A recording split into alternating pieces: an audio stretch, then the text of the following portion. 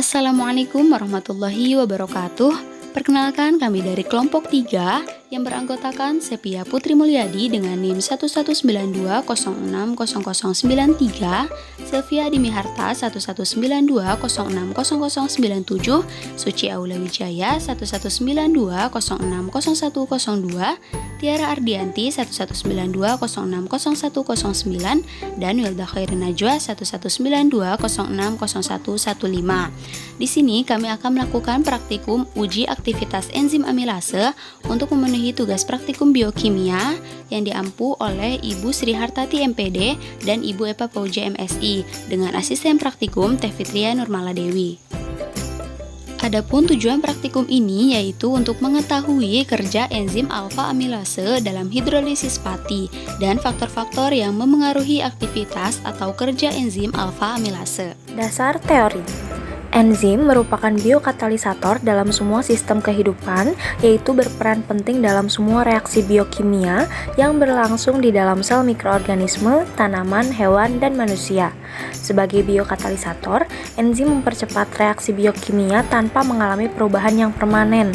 Namun, aktivitas enzim ini sangat dipengaruhi oleh beberapa faktor, diantaranya konsentrasi, substrat, pH, suhu, dan inhibitor atau penghambat.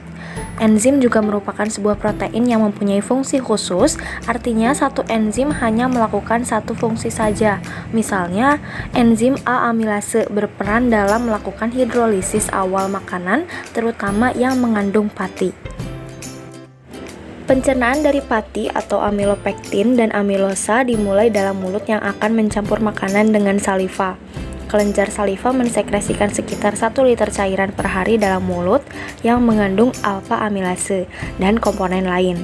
Enzim alfa amilase merupakan suatu endoglukosidase yang menghidrolisis ikatan alfa 1,4 antara residu glukosil pada interval acak dari rantai polisakarida. Rantai polipeptida yang memendek ini disebut alfa dekstrin.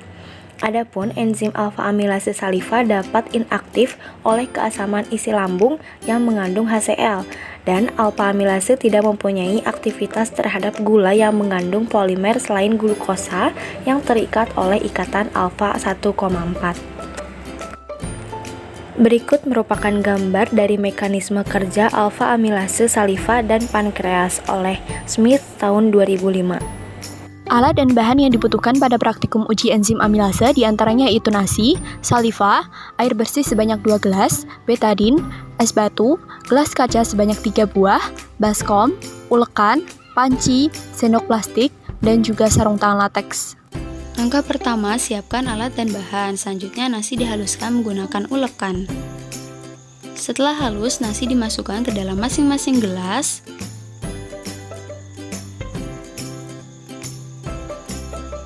Lalu tambahkan saliva atau air liur ke dalam masing-masing gelas dan aduk hingga merata.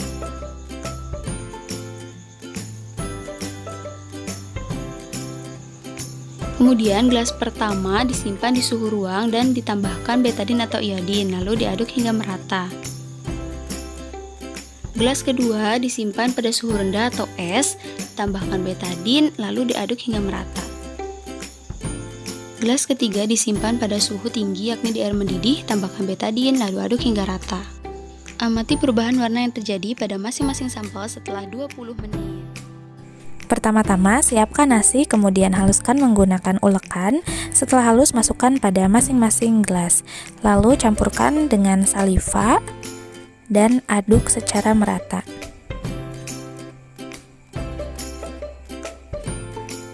Setelah itu, tempatkan pada suhu ruang dan campurkan betadin atau iodin, kemudian aduk. Yang kedua, disimpan pada suhu rendah atau es, campurkan dengan betadin, kemudian aduk. Dan yang ketiga, ditempatkan pada suhu tinggi, yakni pada air yang mendidih, kemudian campurkan betadin dan aduk. Setelah itu, amati perubahan yang terjadi. Siapkan alat dan bahan. Haluskan nasi. Masukkan nasi ke gelas 1, tambahkan air liur, tambahkan larutan iodin, aduk hingga merata, amati perubahan yang terjadi, Simpan di suhu kamar, dan berikut hasilnya. Masukkan nasi ke gelas 2, tambahkan air liur, tambahkan larutan iodin, aduk hingga merata, amati perubahan yang terjadi, rebus gelas di air mendidih, dan tunggu selama 10 menit. Amati kembali perubahan yang terjadi, dan berikut hasilnya. Masukkan air es ke wadah, masukkan nasi ke gelas 3, simpan gelas pada wadah air es, tambahkan air liur, tambahkan larutan iodin,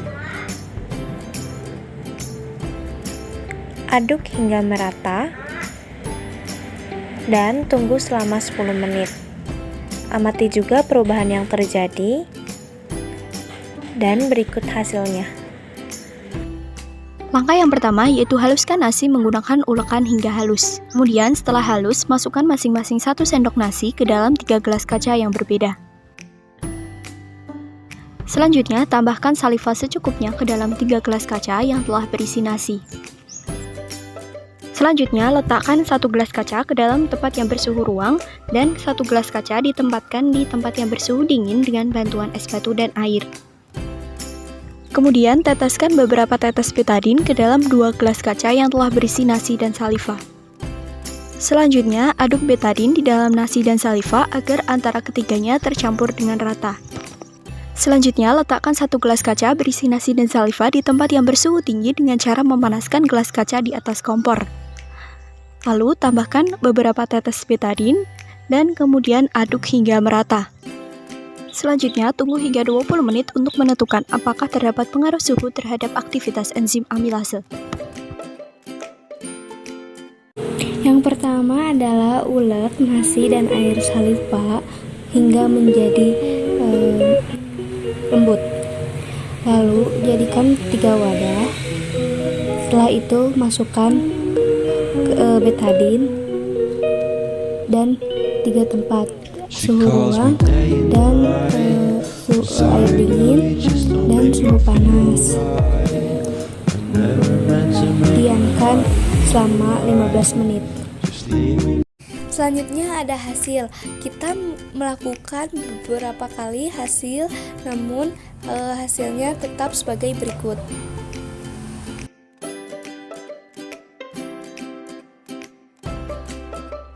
Selanjutnya yaitu ada hasil pengamatan. Yang pertama adalah saliva tambah nasi disimpan di suhu ruang. Nah, setelah itu ditetesi iodin berubah warna menjadi ungu keruh. Kesimpulannya bahwa air saliva tambah nasi itu tidak terdenaturasi. Yang kedua, saliva dengan nasi setelah disimpan di suhu es atau suhu rendah. Setelah ditetesi iodin berubah warna menjadi ungu kehitaman. Kesimpulannya terdenaturasi karena pengaruh suhu. Yang ketiga, saliva dan nasi setelah ditetesi iodin berubah warna menjadi putih kekuningan. Kesimpulannya terdenaturasi karena pengaruh suhu. Berdasarkan hasil pengamatan, diketahui bahwa saliva mengandung enzim amilase, merupakan enzim yang bertugas sebagai katalisator sistem pencernaan proses hidrolisis amilum yang menghasilkan glukosa atau maltosa. Amilase adalah biokatalis yang sangat penting karena kemampuannya memanfaatkan spektrum yang luas dari substrat, stabilitasnya tinggi terhadap ekstrim, suhu, pH, kofaktor, dan inhibitor. Berdasarkan hasil pengamatan dapat diketahui bahwa salah satu faktor yang memengaruhi kerja enzim adalah suhu. Di luar suhu optimum, aktivitas enzim menjadi tidak maksimal. Berdasarkan pendapat Sumarjo tahun 2009 bahwa suhu optimum untuk enzim terdapat dalam tubuh sekitar 36 derajat Celcius sampai 40 derajat Celcius.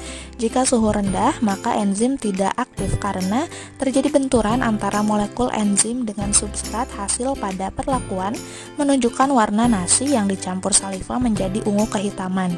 Sedangkan jika suhu tinggi, di mana benturan yang terjadi semakin banyak, maka struktur 3 dimensi enzim akan terganggu dan mengalami denaturasi atau tidak dikatakan enzim kehilangan sifat alaminya.